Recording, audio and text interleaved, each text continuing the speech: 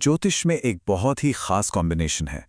एक ऐसा योग जहां किसी की खूबसूरती और उनकी कलात्मकता सीधे सीधे उनके करियर और महत्वाकांक्षा से जुड़ जाती है। तो आज हम 10वें घर में शुक्र की इसी दिलचस्प स्थिति को समझने वाले हैं, जहां आकर्षण और सफलता एक दूसरे का हाथ थाम लेते हैं। जरा सोचिए, कैसा हो अगर किसी का प्रोफेशन ही इतना अट्रैक्टिव बन जाए कि लोग उसकी तरफ खिंचे चले आएं, या समाज में किसी की मौजूदगी में ही इतनी कशिश हो कि उन्हें ध्यान खींचने की जरूरत ही ना पड़े। ठीक है, तो चलिए इसी में और गहराई से उतरते हैं।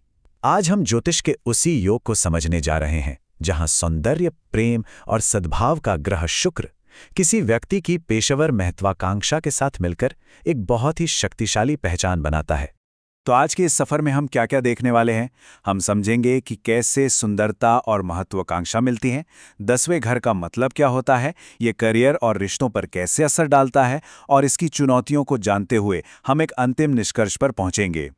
तो चलिए शुरुआत करते हैं 10वें घर को समझने से, जिसे कर्म भाव भी कहा जाता है। आखिर ये किसी की कुंडली में इतना जरूरी क्यों माना जाता है? देखिए, 10वां घर ना हमारी कुंडली का वो हिस्सा है जो हमारी पब्लिक पहचान को दिखाता है। हमारा करियर, समाज में हमारी इज्जत, हमारा रुतबा और हमारे वो सभी काम जो दुनिया देखती है, वो सब इसी घर से जुड़े हैं। इसलिए इसे कर्म भाव भी कहते हैं, मतलब हमारे कर्मों का मैदान। इसे ऐसे भी समझ सकते हैं कि ये हमारी जिंदगी का वो स्टेज है जिस पर हम अपना किरदार निभाते हैं और सारी दुनिया हमें देख रही होती है। हमारी पहचान और हमारी कामयाबी सब कुछ इसी स्टेज पर तय होती है। अब जरा सोचिए, जिंदगी के इस स्टेज पर जब खूबसूरती, कला और आकर्षण के ग्रह शुक्र की एंट्री होते हैं तो क्या होता होगा। आइए देखते हैं कि ये कॉम्बिनेशन क्या जादुई असर पैदा करता है। जैसे शुक्र इस घर में आता है ना, तो उस इंसान के काम करने के तरीके में एक अलग ही नज़ाकत, एक आर्ट आ जाती है। उनका पब्लिक पर्सोना इतना चार्मिंग हो जाता है कि लोग अपने आप उनकी ओर खींचते हैं। वो अपने प्रोफेशन में भी एक तरह की खूबसूरती घोल देते हैं।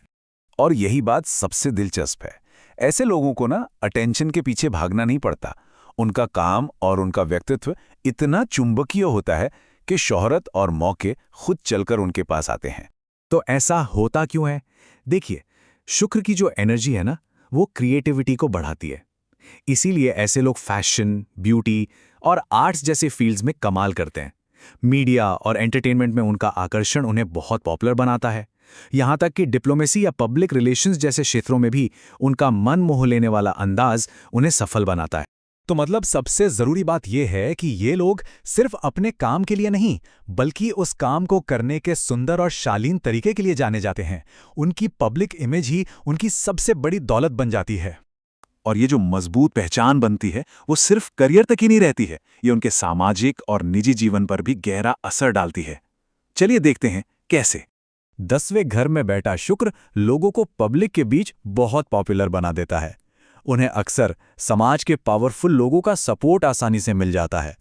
उनकी पब्लिक इमेज इतनी अच्छी होती है कि लोग उन पर सिर्फ उनके टैलेंट की वजह से नहीं, बल्कि उनके व्यक्तित्व की वजह से भी भरोसा करते हैं। अच्छा, इस कॉम्बिनेशन का एक और बड़ा ही दिलचस्प पहलू है, वो ये कि अक्सर इन लोगों की लव लाइफ और प्रोफेशनल लाइफ आपस में जुड़ जाती है। बहुत मुमकिन है कि उन्हें अपना जीवन साथी अपने काम की जगह पर ही मिले, या उनका पार्टनर उनकी कामयाबी में एक बड़ा सपोर्ट सिस्टम बने। कभी-कभी तो बिजनेस पार्टनरशिप भी रोमांटिक रिश्तों में बदल जाती हैं। लेकिन कहते हैं ना, जहां रोशनी होती है वहां परछाई भी होती है। तो अब हम इस योग से जुड़ी कुछ संभावित चुनौतियों पर भी नजर डालेंगे, क्योंकि हर शक्तिशाली योग अपनी कुछ जिम्मेदारियां भी लेकर आता है। एक तरफ जहां पब्लिक चार्म है, तो दूसरी तरफ पर्सनल कंट्रोवर्सी का भी खतरा रहता है। लोगों की तारीफ पर बहुत ज्यादा निर्भर हो जाना एक कमजोरी बन सकता है। कभी-कभी काम से जुड़े फैसलों में भावनाएं हावी हो सकती हैं, जिससे प्रोफेशनलिज्म को नुकसान पहुंचता है। और क्योंकि इनके रिश्ते भी अक्सर पब्लिक हो जाते हैं, एक गलत कदम इनकी बनी बनाई इज्जत को मिट्टी में मिला सकता है। तो फिर इसका असली सबक क्या है? ये सिर्फ शोहरत और कामयाबी के बारे में नहीं है, इसके पीछे एक गहरा संदेश भी छिपा है। 10वें घर में शुक्र हमें यही सिखाता है कि असली सफलता सिर्फ पावर या अथॉरिटी पाने में नहीं है, बल्कि अपने हर काम को सुंदरता और नज़ाकत से करने में है। जब काम सिर्फ काम न रहकर एक कला बन जाता है, तभी ये योग अपनी पूरी ताकत से चमकता है। तो चलिए, अब तक हमने जो भी बातें की हैं, उन्हें एक साथ समेटते हैं और इस पावरफुल प्लेसमेंट का जो सार है, उसे समझते हैं, जो हमें हमेशा याद रखना चाहिए। तो 10वें घर में शुक्र का निचोड़ क्या है? वो है सुंदर सफलता, यानी ऐसी कामयाबी जो दूसरों को भी प्रेरित करे। आकर्षक अधिकार, यानी ऐसी शक्ति जो डराए नहीं बल्कि अपनी ओर खींचे। और आकर्षण के साथ मिलने वाली सामाजिक पहचान जो दिल से कमाई गई हो। और आखिर में, अगर इस एनर्जी का सही तरीके से समझदारी से इस्तेमाल किया जाए तो ये किसी भी इंसान को समाज में सिर्फ कामयाब ही नहीं बनाती, बल्कि उन्हें प्रशंसित, सम्मानित और हमेशा के लिए यादगार भी बना सकती है। ये सिर्फ करियर बनाने के बारे में नहीं है, ये एक विरासत बनाने के बारे में है।